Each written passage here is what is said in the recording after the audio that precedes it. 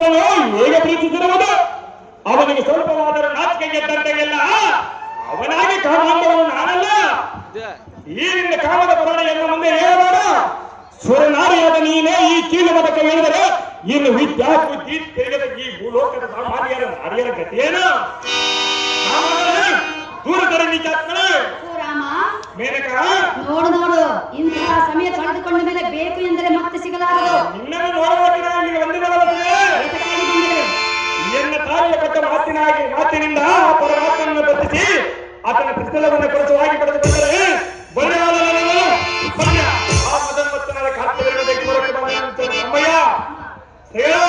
ಪ್ರೀತಿ ಮಾಡು, ನಂತರ ತಪಸ್ಸು ಮಾಡುವಂತೆ ಎಷ್ಟು ಮಾತ್ರಕ್ಕೆ ಸಾಧ್ಯವಲ್ಲ ಮೇನಕ.